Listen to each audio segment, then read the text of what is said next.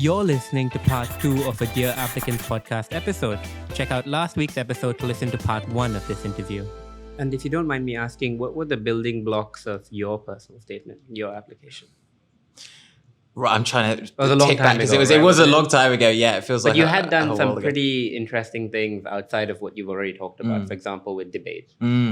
Yes. So in sixth form, there was a debating society. Sixth form is? So sixth form is what you, when you're sitting your A levels between... Year 13, grade 12. Yeah, 12, 13.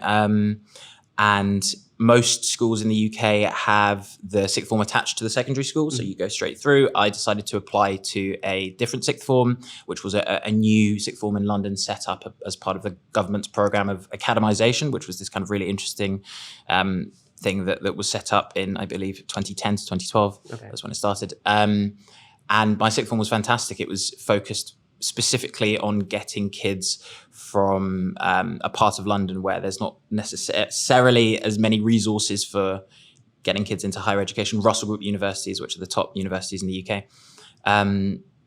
So debating was one of the programs that they ran, or one of the societies.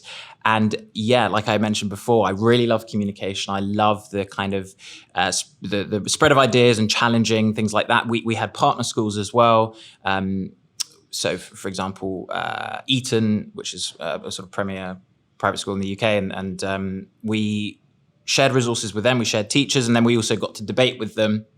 And it's that kind of it was that process of having ideas, having topics come up, and challenging other people. I think is a really If you can do debating, if you have that opportunity to, it's really useful to put on a personal statement. It's also useful personally to kind of develop your ideas. Constantly learning things and exactly be able to think on your feet and stuff like that. Yeah. And that must have helped a lot when you were being interviewed, right? Yeah. For Oxford. Yeah. What was that experience like?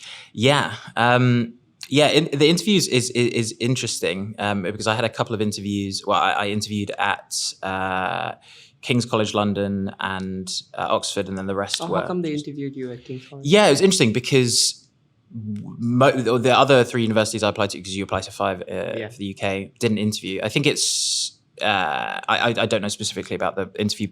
With King's? With King's.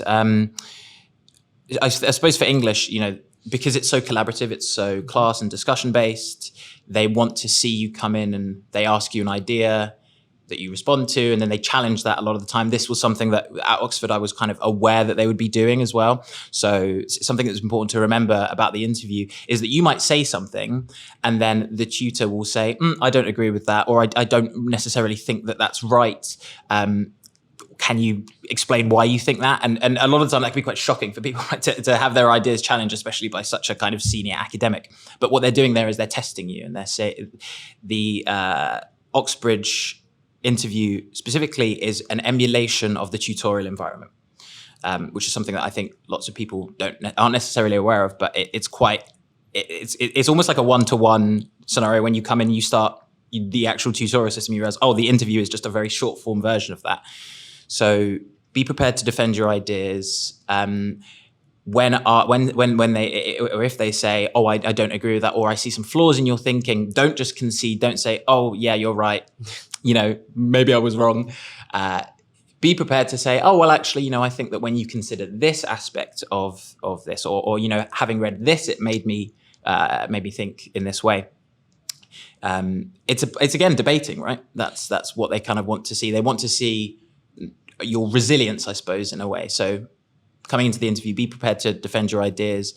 And also something that I just wanted to touch on as well is that when you're writing your application, it's also important to think that they don't just want to see that you're smart or that you're clever or that you have this experience. The personal statement is a way for them, or is a way for them to want to interview, to want to talk with you. So on your personal statement, you want to be challenging, and you want to present yourself as someone who they would want to talk to, if that makes sense. So yeah, be bold, I suppose, in a way. Have some ideas. Show yourself as an interesting person, not just a clever person. Your interviewer ended up being a professor of yours, right? Yeah. And so you work closely with him over the next 3 years. That's pretty common with Oxbridge interviews. And that's something I think a lot of students over here may not know unless they've had a sibling or parent that has gone to Oxbridge as well. And that makes things substantially, the stakes are much higher then, right? Because it's purely, as you said, an academic interview. It's not really a personal one a la the US, where they're just asking you about your interests and where you come from and stuff like that. And so once you actually got through the interview, what was your time at Oxford like? Maybe you can talk about Balliol College life as well. Yeah, I mean, it was amazing. I had just an incredible time. I think Oxford is obviously a fantastic academic institution, Cambridge, all of the universities in the UK, and wherever you apply, you're going to have a great academic time. Oh, you made a face when we mentioned Cambridge yesterday, didn't you? No, that's a meme. I mean, it's a love-hate relationship. Yeah, I'm sure Anita would agree with you as well. Oxford and Cambridge are so similar in so many ways that I think that similarity kind of breeds a sense that you have to continue this age-old tradition of bashing the other over the head. Yeah. But no, I mean, I was really into college rowing and student politics. You were a rower? Yes, yeah. Again, it was like an opportunity that I was really excited to do something very different. Rowing is a chance to participate in a sport, in a team activity where you become kind of part of a greater whole. You know, with football, for example, you're playing on a team, and your unique style and your flair can really carry that. Rowing is very different in a way that you have to be in touch with everyone around you. You have to be on a kind of metronome and a pace and a rhythm, and you have to be very much part of a greater whole.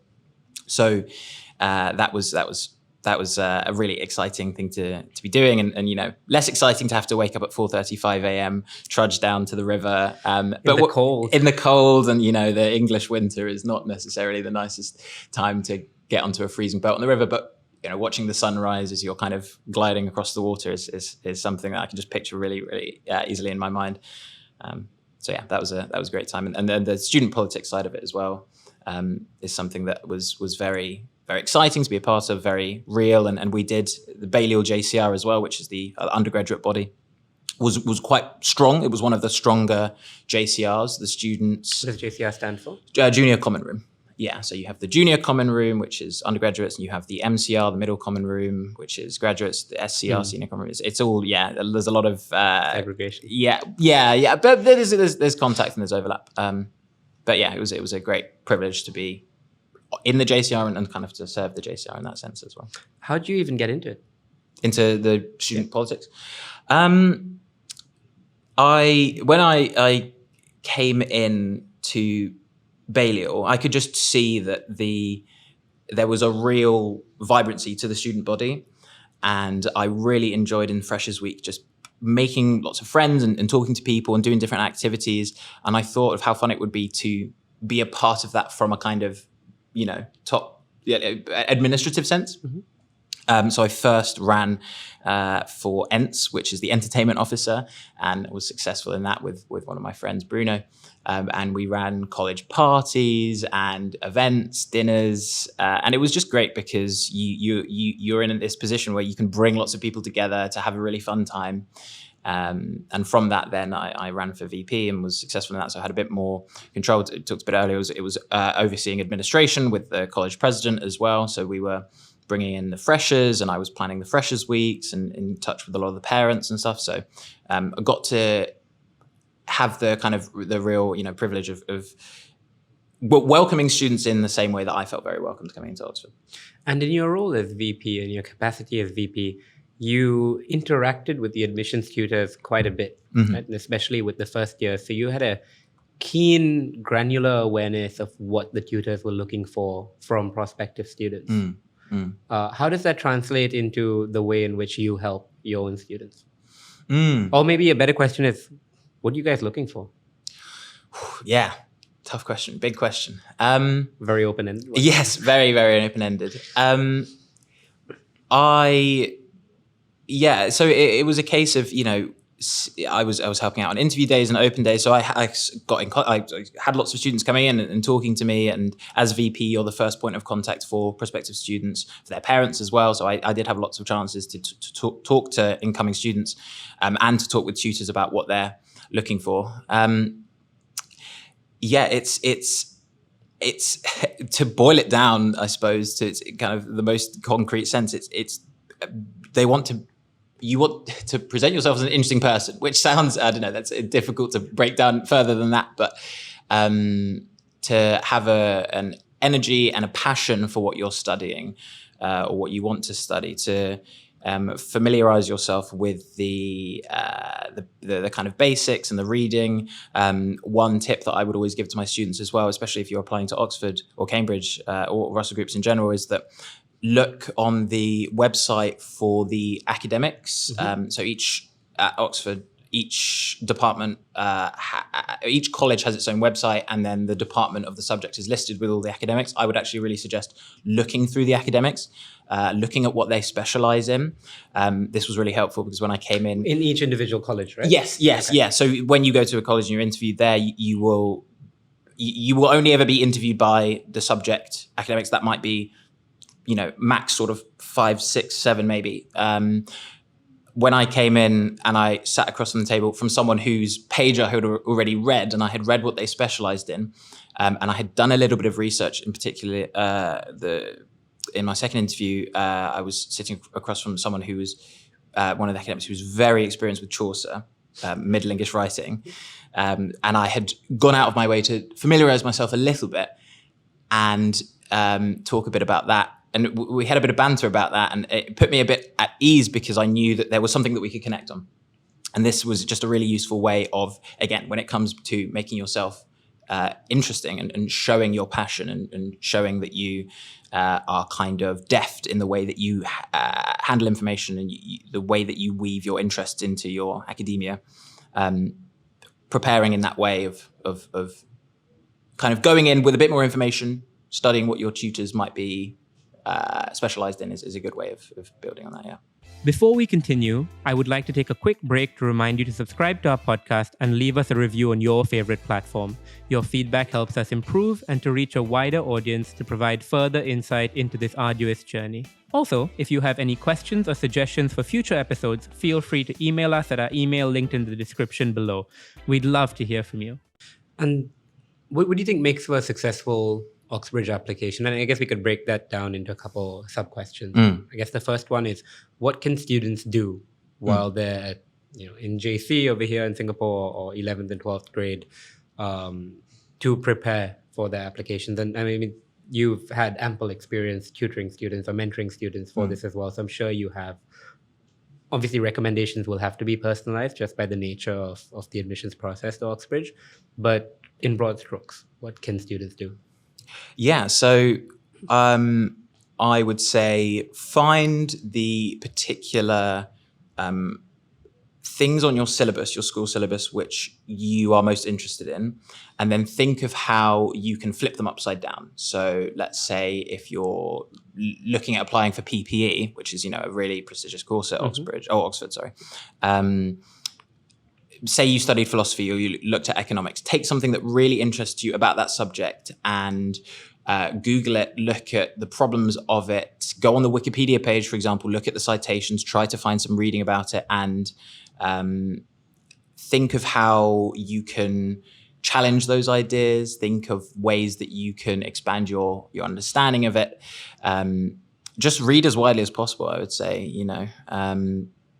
try to, like I said, they don't want to just, on your personal statement, look at what you've read in school. They want to see how you've taken that and you've developed that with your own interests and you've pushed yourself a bit further. So yeah, just to really push as much as possible, read as widely as possible, engage in extracurricular activities like debating, if there are societies that you can join.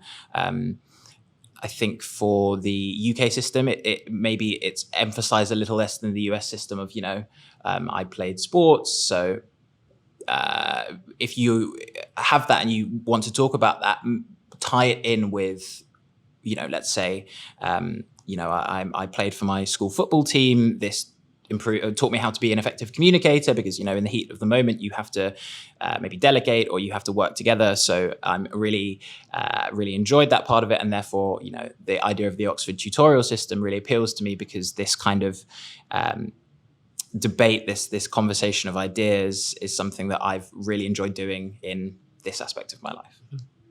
I think that answers my second sub-question, which is, once you have the ingredients in place, how do you then strategize actually writing the personal statement? I guess we've already touched on choosing particular colleges versus doing an open application, and your recommendation would be to choose a specific college, right?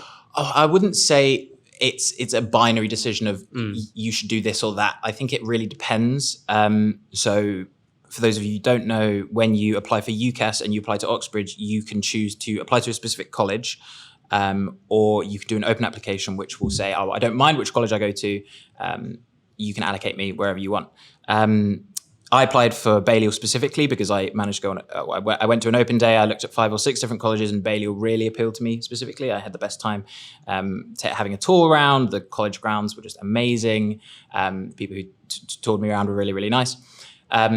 I would say if you really, really, really want to go to Oxbridge, and you're an international student, maybe you don't have the opportunity to go in person to do an open day. An open application is a really, really good way of just maximizing that chances. And I don't want to boil it down too much to percent. Maybe it gives you a 10 or 15% increase of likelihood. But if you go to Oxford or Cambridge or another collegiate university, you're going to have a good time, hopefully, regardless of what college you're at. So, don't think too specifically about which college I should apply to. There are statistics that you can look at online of the success out of the kind of how many students they interview, how many of those are successful. But yeah, there's also a really interesting, if you just go online and you do pros and cons of Oxford colleges, Cambridge colleges, you can see a real breakdown of, this one has a student-run bar, this one has this college event on. Yeah, so you can have a look.